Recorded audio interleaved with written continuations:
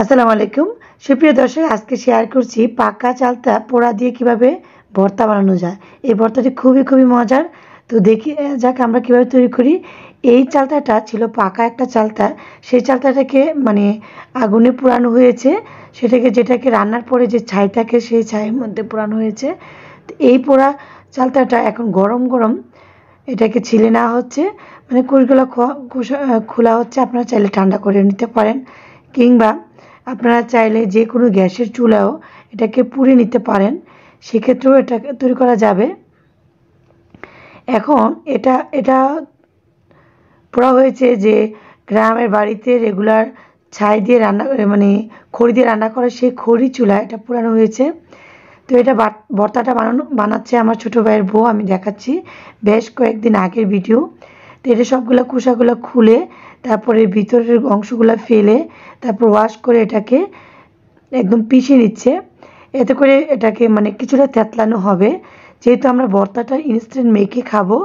এই ভর্তাটা আসলে কয়েকজন আপনাদের বাসায় এক গুচ্ছা থাকলে খাওয়া হয়ে যাবে, দেখি খাওয়া হয়ে যাবে।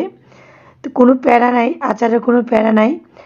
এই ভর্তাটা হচ্ছে খড়ির চুলায় পোড়ানো হয়েছে আচারটা, এই চালতাটা পাকা একটা চালতা, সেই পাকা চালতা দিয়ে এটা ভর্তা তৈরি করা হচ্ছে। আপনারা চাইলে কিন্তু কাঁচা চালতাও পুড়িয়ে এটা তৈরি করতে পারবেন। আদা কাঁচা থাকলেই সবচেয়ে বেশি ভালো হয়, হালকা একটা টক ভাব থাকে। তো যাই হোক, এটাকে থেতলিয়ে নেওয়া হচ্ছে যাতে করে হালকা কিছুটা ভাঙা থাকে, এতে করে ভর্তাটা খেতে বেশি টেস্ট হবে। তো কিছু চালতার খোসা রয়েছিল যেটাকে থেতলানোই যাচ্ছিল না, সেটাকে আমরা আবার দা দিয়ে আরও পাতলা করে নিচ্ছি, কারণ এই চালতাটা আরও পুরানো উচিত ছিল। আর একটু পুড়িয়ে নিলে আরও বেশি টেস্টি হতো। আমাদের যে থেতলানোর পর্বটা রয়েছে সেটা একদম ইজি হতো। তা যাই হোক, শুকনো মরিচ, ধনিয়া পাতা কুচি আর লবণ একসাথে মেখে নেওয়া হবে। তো প্রথম লবণ দিয়ে শুকনো মরিচগুলো ভেঙে নেওয়া হচ্ছে। এখন সবগুলো উপাদান একসাথে দিয়ে এটাকে জাস্ট মেখে নেওয়া হবে ভালো করে। এই যে দেখুন, লবণ আর শুকনো মরিচ, ধনিয়া পাতা একসাথে দিয়ে তারপর কিছুটা চিনি দেওয়া হয়েছে। চিনি দিয়ে সুন্দর করে ভালো করে মথে ভর্তাটা বানানো হয়েছে। এই ভর্তাটা একটু রোদের টাইমে খেতে বেশ দারুণ লাগে।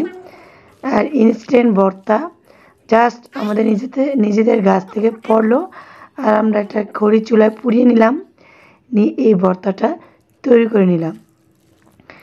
আর এই ভর্তাটা খেতে আসলে খুবই মজা হয়েছে। আপনারা যারা চালতার আচার দিতে আলসেমি করছেন বা চালতা বাসা রয়েছে, আপনারা চাইলে পুড়িয়ে আচার ভর্তা বানিয়ে খেতে পারেন ইনস্ট্যান্ট। বিশেষ করে লোকজন যখন বেশি থাকে, এমনিতেই এই ভর্তাটা খুবই মজা লাগবে। তো আমরা সবাই ছাদের উপর যেয়ে খাচ্ছিলাম আর ভাবতেছিলাম আপনাদের সাথে এটা শেয়ার করব, সেই জন্য শর্ট করে ভিডিও তৈরি করে নিলাম। আপনাদের কাছে কেমন লেগেছে অবশ্যই কমেন্টসের মাধ্যমে জানাবেন। আর চালতার ভর্তা কে খেয়েছেন জানাবেন। আল্লাহ হাফেজ।